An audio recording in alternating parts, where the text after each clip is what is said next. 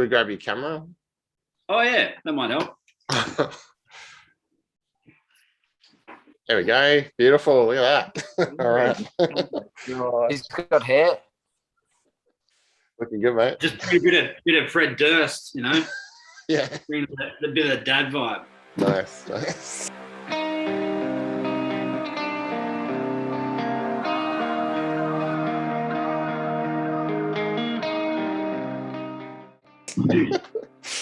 All right. So Eddie, Jay, and Dan, right? Yes. Yeah, man. The Bloods. Welcome to Nightbreed. How's it going? Good, man. Thanks for having us. Very well. Yeah, how are you, Ben? Yeah, doing well, mate. Doing well. Yeah. So how'd you first all get together? Like, how'd you meet? Dan's got this one. So it all started with me, Benny, and Andrew. Those other two fellas aren't here at the moment. We all work together in Newey, and we just got together and just got drunk, had a few jams, and like, oh yeah, sick, this sounds good, and then just put the ad on it on Facebook for a drummer, found Jay, and then I knew Eddie from playing rugby and working together, and that's about it, eh? Yeah. Yeah, cool. So what was that consolation prize? Oh yeah. So how long ago was that when this all started? Probably about let's say early 2019. Okay. Around early 2019, yeah. Yeah. And before the world changed, did you get any gigs under your belt or anything? Like you guys played before everything started? Yeah. Not one actually. Okay. We had stuff planned for. Was it Jay for like when lockdown just hit or something? Yeah. So we had some shows booked just as COVID hit Australia. Yeah. And then, obviously, COVID affected us a little bit, and we just went back on the back burner and went back to writing. Okay. At the start of the year, when we all had like singing Wollongong and stuff like that as well, but yeah. Yeah, and then once COVID eased off, first round kind of thing, we finally got out there and actually released this juggernaut after a couple of years. And then, since then we've had shows and stuff, but current lockdowns have made us postpone on a frequent basis. Yeah, of course. And, shout out to Andrew. Frequent, you mean like every basis except the EP launch show? Like quite bloody literally. Yeah. G'day, Ben. Hello, how you doing? Good, mate. How are you? Yeah, good. Good. So, I guess what bands do you all dig? Like, what's the kind of collective, favorite albums and that kind of thing? Oh, geez, you got an hour. For sure. No, take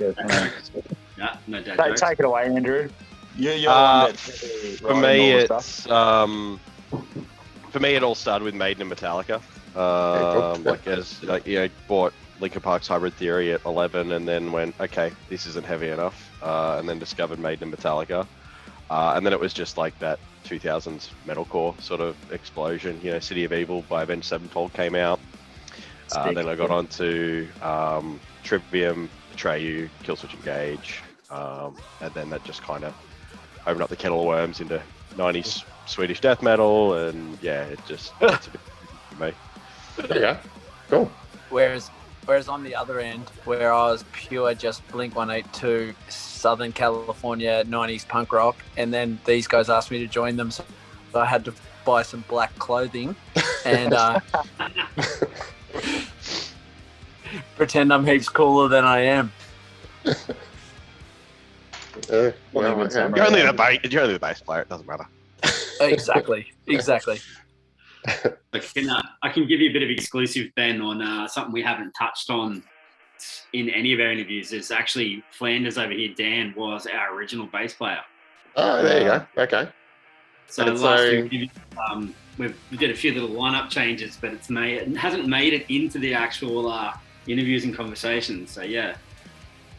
Okay. Also, we had the world's worst bassist. We didn't know how to play bass. Playing bass. And now you've got the second worst. Kick me out. All right. Oh, look, it frees you up a bit, right? You can run around and all that kind of shit, right? Like, you don't have to. Yeah. Exactly. I can do something I'm sort of at least half okay at. So yeah.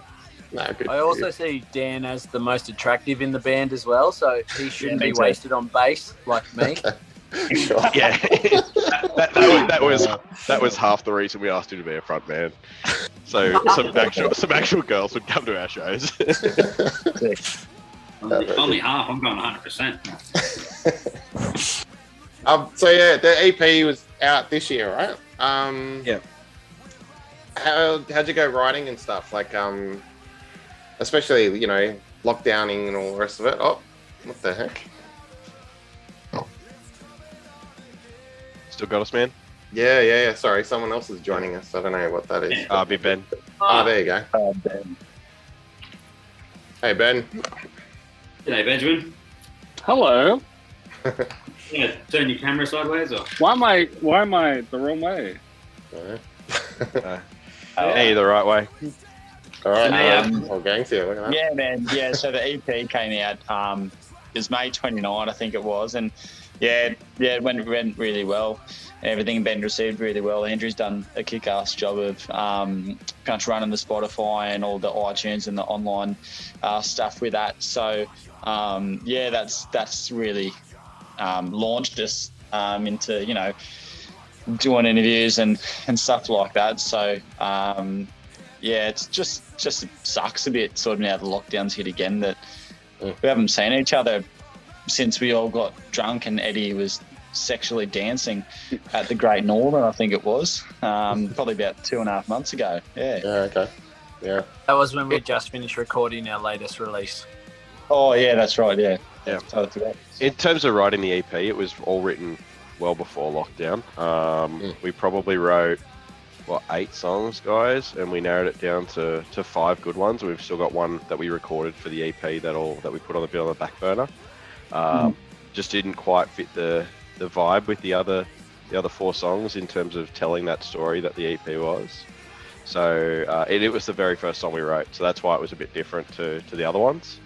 But it will come out sometime before the end of the year. It's just about us picking a time and release date for that now.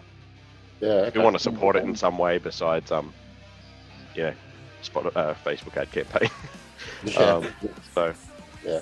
And what about the writing process? Like, is someone sort of bringing the bones of a song? Like, what's the go there? Do you jam it out a little bit? it's for me. For us. It always starts with a riff from myself, Ben, or Eddie, and we kind of trade riff tapes digitally at the moment, and we've kind of always traded riff tapes digitally. In terms of the writing process, once we're in a room, whatever we traded digitally already changes anyway. So Ben, can I just clarify? I wrote a riff about 4 days ago that I sent to these guys, so I'm glad Andy name dropped me then. But I see Dan's laughing because I sort of Stephen Bradbury this, where I was just sitting by myself, and then these guys were playing a show, and they needed someone to come and play with them. So then, obviously, I was like, well, sure, I'll come and play. So when he says I wrote riffs, I sent them one like 2 days ago. Oh, well, that's our process. That's our process. Yeah. It works. Yeah, a lot of it's trading riff tapes, and we're kind of putting the bones together for what we do next year now. And then hopefully once we get in the room, it'll jam out and end up changing from what I've kind of put together from a copy and paste job in Cubase. Yeah, sure.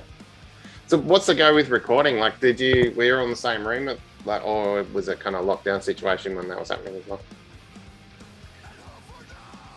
In terms of recording, we do all the guitars and bass at my house because I've got some pretty decent equipment for recording guitars. Mm-hmm. But in terms of drums and vocals, we do them in a proper studio environment. My little home studio can't cope with that. So normally we track to just a guide track, and then we come layer heaps of guitars and get nutty at my place because we've got unlimited time and end up putting way too many harmonies on things that we can't produce live. But that's cool. Why not? Yeah. That's not true. That's not true, Andrew. We can play 18 tracks live for sure. We just have to get an orchestral accompaniment to make sure that we nail it. That's why my pedal board's so big, man. There's like 15 loop pedals on there. Yeah, exactly. We just need George Lucas and his Star Wars Orchestra to help us out while we're at it. Yeah. Hey, I'm down on a symphony tour when we're like the next Metallica. I'm not sure George Lucas had much to do with the soundtrack. Oh, you get the point. I think you meant John Williams, Eddie. He's not a huge fan. He's just trying to be involved. It's all right, mate. I got your back. I know you're a huge Star Wars fan. Yeah, deep down. Prequel trilogy only, though, by the sounds of it. Absolutely. Hey, Ben, can I know that you're asking the questions, but can I hijack and ask you a question? Yeah, question. Yeah. What sort of bands from WA should we check out personally? Oh, jeez. I mean, I play stuff, but it's like black metal and that kind of thing. I don't know if you're into that, but well, Psychonaut are a really good rock and band. They're awesome. Hey, they've been around for a long time. They're excellent. Oh, jeez. There's heaps. I don't know. I'll send you some links if you like. Yeah, Yeah. That'd be great. And this is actually a two-part question. Oh, okay. What's your best bit of advice for really sweaty feet? Just leave your socks on, mate. Just leave them on. Don't want to stay small. Is that good advice? Such a weirdo, Eddie. You are, Eddie. I got a sock. You are. anyway. You brag me into the band, and then you've got weird. Oh, guys, if I'm going to be honest with you, I've been drinking for quite a long time since I removed the stump out of my front yard, and I just wasn't prepared for how fun this was going to be, and I'm sorry. Wasn't that 2018? All right, so 466, the video. What's all that about? What's the relevance of the number 466? Firstly, can I just shout out AJ Stevens, please? I just want to shout out AJ Stevens, who did the film clip for us. He's brilliant and he's amazing, and he made that clip happen for us. Yeah, nice. Cool. Yeah. He's we're going to be working with him going forward with a few more projects once we can actually get out of this lockdown. But yeah, so many credits to AJ and then Reese at Spinlight for all our recordings and stuff like that. It's awesome. Yeah, for sure. We've just found this niche that kind of works for us and these guys that we're working with. It just works for us. Like, obviously you can tell we like to have a bit of fun while we go on, but we've got some great people behind us. But yeah, 466 started off sort of just how any other song started off with Andrew just bringing in a riff and whatnot, but essentially it's regarding the whole Black Lives Matter movement that happened last year, especially in the States, and 466 is the amount of seconds that was on the police report for the amount of the seconds that the cop was on George Floyd's neck. So essentially just named it that. It's pretty much just about how sort of easy we have it as white folk in Australia looking at everything through the TV set, realistically, yeah. So I think that's pretty really we wanted to write a song about that when that all happened, because it was when lockdowns were starting to ease over here and we were starting to get back in a room together. But it really came together once we nailed that bridge. Like, as soon as we figured out that we were going to do the actual quote from George Floyd as that part of the bridge, it really cemented the rest of the song needing to be about that. So yeah, that's really the stem of where that song just came into a life of its own, which is amazing. I'm really, really proud of that song. Yeah, cool. And yeah, like you were saying, the visuals match really well. You know, it's got a good look. The color, that kind of bluey dark color and stuff. It's nice. Yeah, big as makes us look so good. He's better than we are. Makes me look attractive. We got looked after. Yeah, we did. Cool. Quite well. And I actually learned how to play that song during the filming of that clip, Ben. So that was nice. A little bit of trivia. There you go. I'll be looking for it now. Yeah. No, that's good. That's cool. So what's the plan? Do you have another song in mind for the next video, that kind of thing?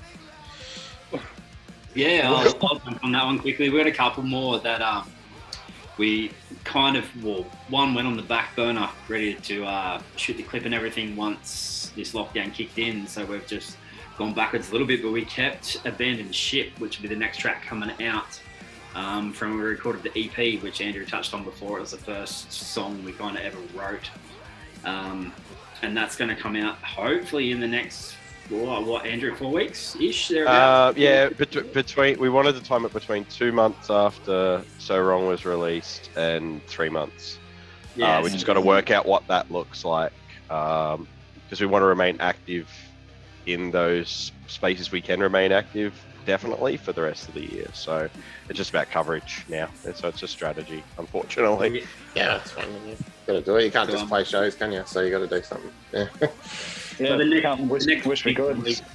next big release will be a song called Bleeding Hands, which once we get towards the end of the year and we can get a little bit of freedom in this state that we live in at the moment, that one's going to come out, which is going to be great. But yeah, Abandoned Ship will be the next one in the next 4 or so weeks, which is all done, ready to go. So hopefully we'll do probably one of the most metal of our tracks. If you're looking, you reckon? Yeah, that just verse. Because you're in a fucking singlet doesn't mean that it's a metal track, champ.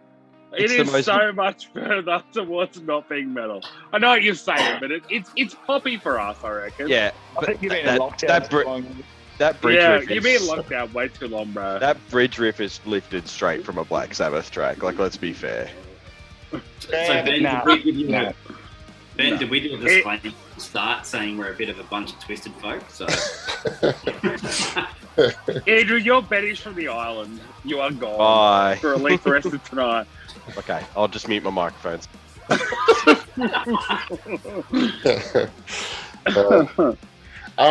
actually do work hard. We get in the studio right.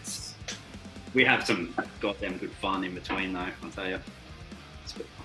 And I'll attest to them working hard, Ben, because when I joined, I was 5 minutes late to my second jam, and I had a message from Dan straight up going, "Where are you?" I was like, "Okay."